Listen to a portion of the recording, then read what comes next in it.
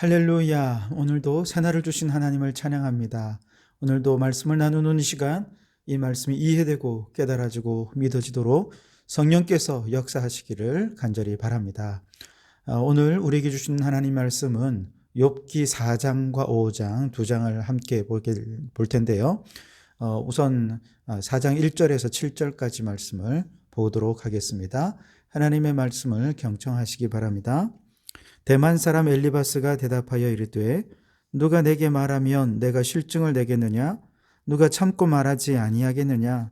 보라, 전에 내가 여러 사람을 훈계하였고 손이 늘어진 자를 강하게 하였고 넘어지는 자를 말로 붙들어 주었고 무릎이 약한 자를 강하게 하였거늘 이제 이 일이 내게 이름에 내가 힘들어하고 이 일이 내게 닥침에 내가 놀라는구나. 내 경외함이 내 자랑이 아니냐? 내 소망이 내 온전한 길이 아니냐? 생각하여 보라. 죄 없이 망한 자가 누구인가? 정직한 자의 끊어짐이 어디 있는가? 이어서 욥기 5장 17절 18절 두 절을 봉독해 드리겠습니다. 볼지어다 하나님께 징계받는 자에게는 복이 있나니 그런즉 너는 전능자의 징계를 업신여기지 말지니라. 하나님은 아프게 하시다가 싸매시며 상하게 하시다가 그의 손으로 고치시나니. 아멘. 자, 오늘도 이 말씀을 통해 우리에게 주신 하나님의 음성을 듣게 되기를 바랍니다. 욥은 그동안 아주 의연하게 대처하느라고 그가 당한 고난 속에서도 하나님을 단 한 번도 원망하지 않고 불평하지 않았어요. 속으로 참고 삼키고 누르고 그러고 있던 그 마음 속에 있는 절망을 이제 드디어 이불로로 토해 놓았죠. 하나님 앞에서 토한 것이기도 하지만 사실 누가 들으라고 한 얘기는 아니에요. 그냥 혼자 녹두리죠. 독백한 것이죠. 그런데 7일 밤낮을 그의 곁에서 욥을 위로하기 위해 함께했던 그의 친구들이 욥의 탄식, 이 넋두리를 다 들은 겁니다. 그리고는 마치 욥이 고난당하는 이유를 발견하기라도 한 것처럼 욥에 대해 비난하고 정죄하기 시작합니다. 욥과 그의 친구들이 이처럼 상호 논쟁하는 내용은요, 총 3차례에 걸쳐서 이어지는데 1차 논쟁은 4장부터 14장까지 이어지고요. 2차 논쟁은 15장에서 21장까지, 그리고 3차 논쟁은 22장에서 27장까지 이어집니다. 욥기의 아주 중심적인 부분을 차지하고 있는 것이죠. 그리고 이 친구들의 변론은 연장자의 순서에 따라서 항상 엘리바스가 먼저 변론을 하고 그 다음에 빌닷과 소발이 이어서 변론을 이어갑니다. 그리고 친구들이 변론할 때마다 욥은 반박 변론을 하는 식으로 논쟁이 진행이 되지요. 지난 시간 3장에서 욥이 자신의 생애를 저주하고 죽고 싶어 하는 마음을 토로한 것이 이제 이 논쟁을 촉발하는 계기가 되었습니다. 오늘 4장과 5장에서는요, 가장 연장자였던 대만 사람 엘리바스가 제일 먼저 욥을 비난하고 나섰는데요. 오늘 4장 3절에서 6절까지를 다시 읽어보면 보라, 전에 내가 여러 사람을 훈계하였고 손이 늘어진 자를 강하게 하였고 넘어지는 자를 말로 붙들어 주었고 무릎이 약한 자를 강하게 하였거늘 이제 이 일이 내게 이름에 내가 힘들어하고 이 일이 내게 닥침에 내가 놀라는구나. 내 경외함이 내 자랑이 아니냐, 내 소망이 내 온전한 길이 아니냐라고 이야기합니다. 무슨 뜻이냐? 과거에 타인을 위로하고 교훈하던 욥이 정작 자신에게 이 고난이 닥치자 마치 불신자들과 다를 바 없이 소망을 상실한 채 탄식하는 것을 보면서 야, 지금까지 욥이 경건하다 말한 거 순 가짜야. 결국은 경건을 가장해서 자기 자신을 자랑한 것에 불과해 라고 지금 욥을 비난하고 있는 것입니다. 엘리바스는 지금 욥이 당하는 이 고난은 결국 경건으로 포장하면서 자기 자랑에 열중했던 욥의 죄악 때문에 이 고난을 겪는 것이다 라면서 욥을 책망하고 있는 것이죠. 엘리바스가 이렇게 생각한 이유가 있습니다. 그는 모든 고난에는 반드시 그 원인이 있다라고 생각했기 때문입니다. 4장 7절에 보시면 생각하여 보라, 죄 없이 망한 자가 누구인가? 정직한 자의 끊어짐이 어디 있는가? 라고 말합니다. 망한 데는 다 이유가 있다는 것이지요. 그렇게 정직해 보이는 사람의 가문이 끊어진 것도 다 이유가 있다는 것이죠. 4장 8절에 보면 내가 보건대 악을 밭갈고 독을 뿌리는 자는 그대로 거두나니 그랬습니다. 뿌린 대로 거둔다는 것입니다. 우리는 흔히 이러한 생각을 인과응보라고 말합니다.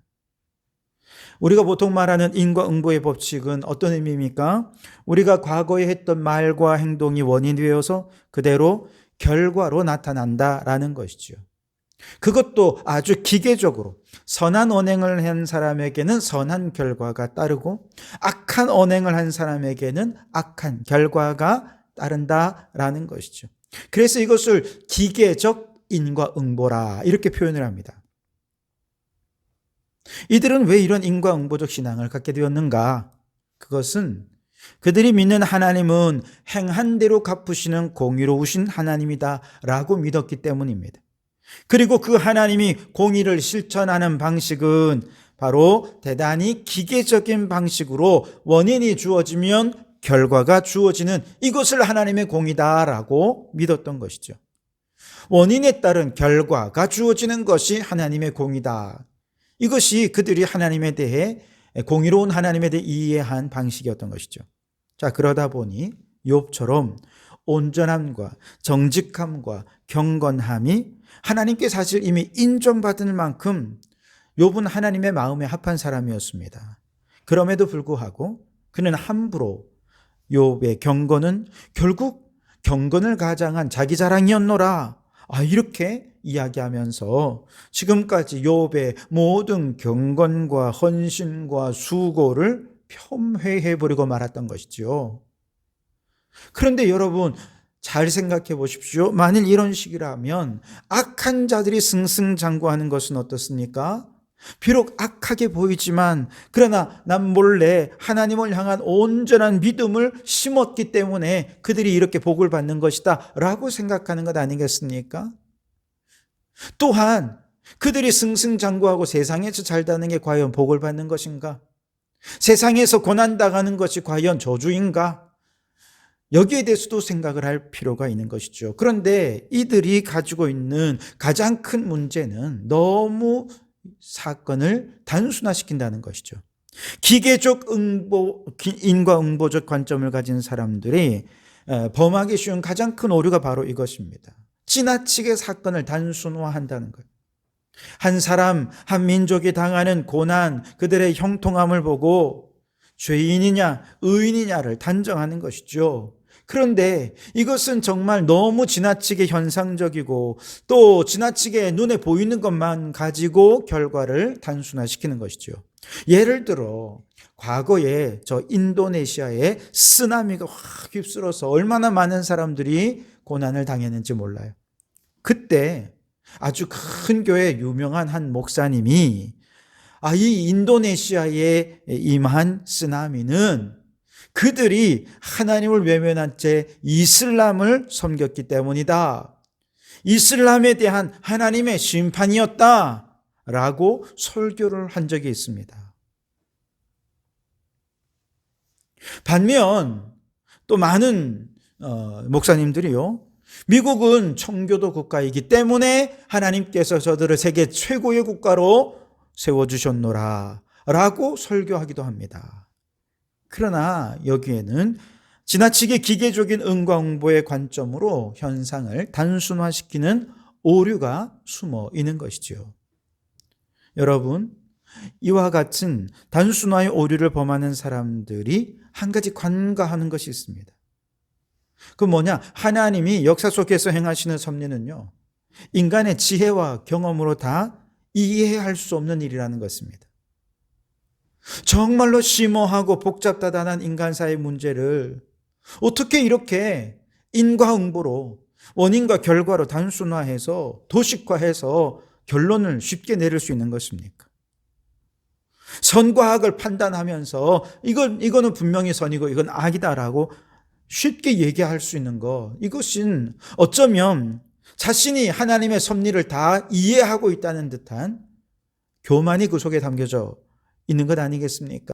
이러한 오류투성이의 신앙에 근거해서 욥이 당하는 고난을 바라보니 현재 욥의 고난 당하는 이유는 결국 자기도 모르는 사이에 악이라는 원인을 제공했을 것이고 그로 인해 지금 하나님의 징계를 받고 있는 것이다 라면서 욥을 비난하고 정죄하고 있는 것입니다.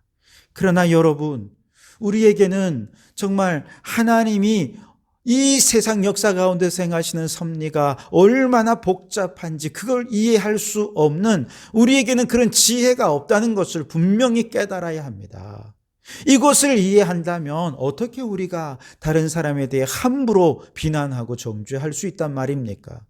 비난을 멈추고 이 고난에 하나님이 어떤 뜻이 있는지를 묻기 위해 무릎을 꿇는 우리가 되어야 할 줄 믿습니다. 자, 이런 인과응보의 관점에서 엘리바스가 욥에게 이제 진심으로 권면을 해요. 하나님께서 지금 당신을 징계하시는 것이다.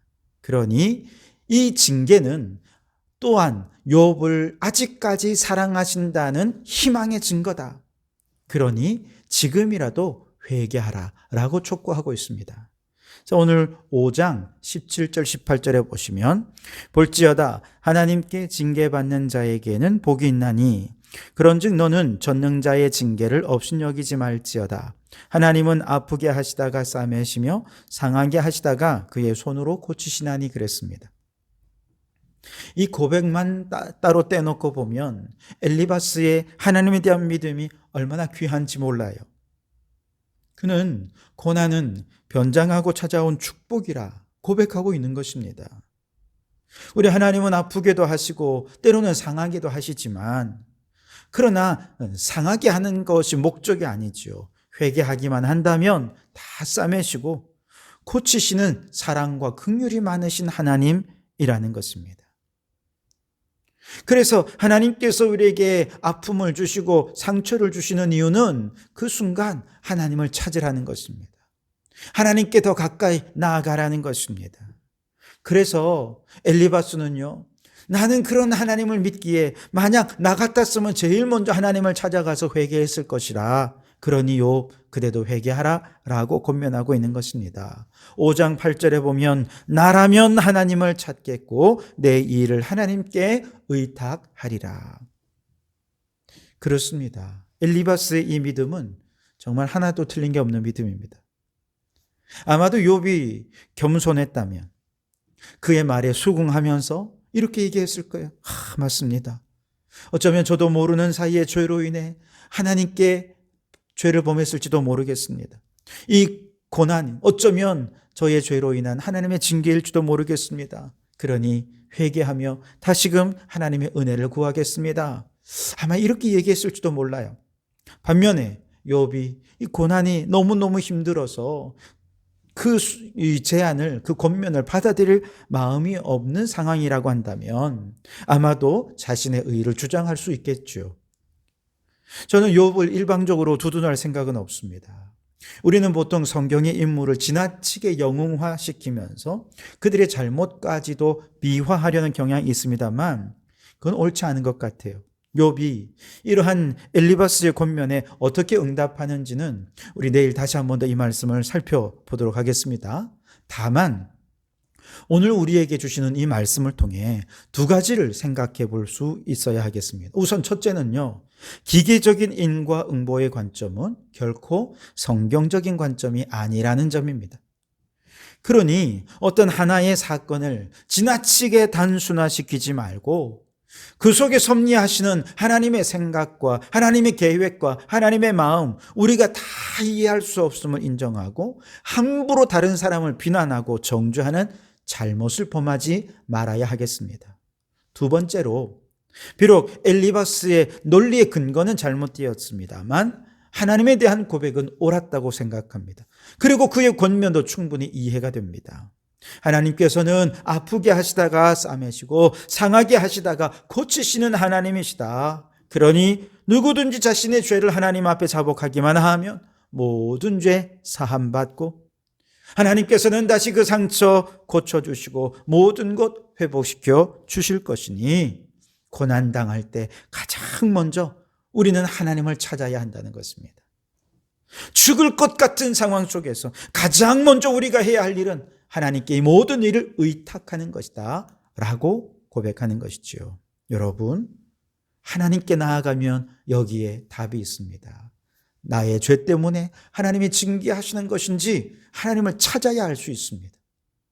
아니면 하나님께서 이 고난을 통해 또 어떤 계획을 가지고 계신지 우리는 다 알 수 없지만 하나님의 이 주시는 고난에 겸손히 순종할 수 있게도 되겠죠.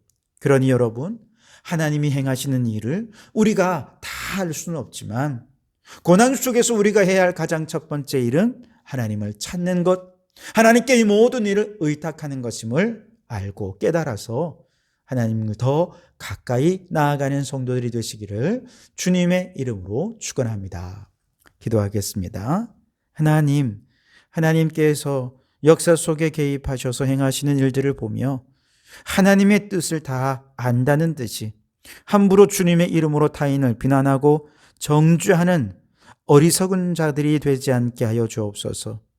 무엇보다 어떤 사건을 지나치게 단순하게 바라보는 오류를 범하게 만드는 기계적 응보의 사상을 버리고 하나님께서 행하시는 더 큰 일들을 기대하며 주님을 의지하는 저희들 되게 하옵소서.